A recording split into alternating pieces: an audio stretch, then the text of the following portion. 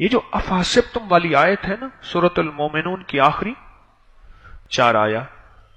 اس آیت میں مال بہت ہے، دولت بہت ہے، رزق بہت ہے، برکت بہت ہے، بہت زیادہ ہے اس آیت میں،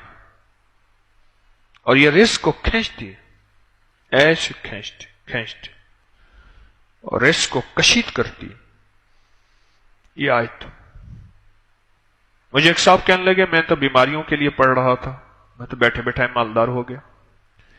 میری نسلوں میں کبھی مکان نہیں تھا، 3 مرلے کا مجھے مکان مل گیا، میں نے سوچا ہی نہیں تھا۔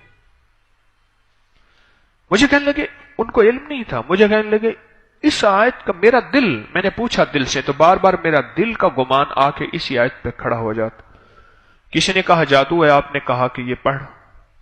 پھر میں نے آپ کے درسوں میں اس کی جادو جنات کے معاملے میں، بیماریوں کے معاملے میں کمالات اور فوائد سنے، تو میں نے اس کو پڑھنا شروع کر دیا اور کہا کہ وہ بھی ختم ہو گئے اور رزق کی فراوانی ہو گئے، رزق میں بڑی عجیب و غریب فراوانی ہوئی اور مجھے غیبی رزق ملنا شروع ہو گیا، غیبی رزق ملنا شروع ہو گیا، اور اللہ کا فضل ہے آج میرے اوپر رزق کی بارش ہے۔ صحابہ کرام فرماتے ہیں ہم جب کسی سفر میں جاتے تھے اور اس آیت کو پڑھتے تھے تو ہمیں غنیمت بہت ملتا تھا، اور بعض اہل بیت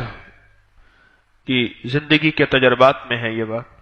کہ جب اس آیت کو ہم پڑھتے تھے تو اللہ پاک رزق کی فراوانی بہت کرتا تھا اور راستے میں کشادگی ہوتی تھی، مثلا پانی کا چشمہ مل جاتا تھا، درختوں کی چھاؤں مل جاتی تھی، سواریوں کے لیے گھاس مل جاتا تھا، چیزیں مل جاتی تھی، اور ہم بہت سکون اور سہولت سے رہتے تھے اس آیت کے پڑھنے سے، اس آیت کے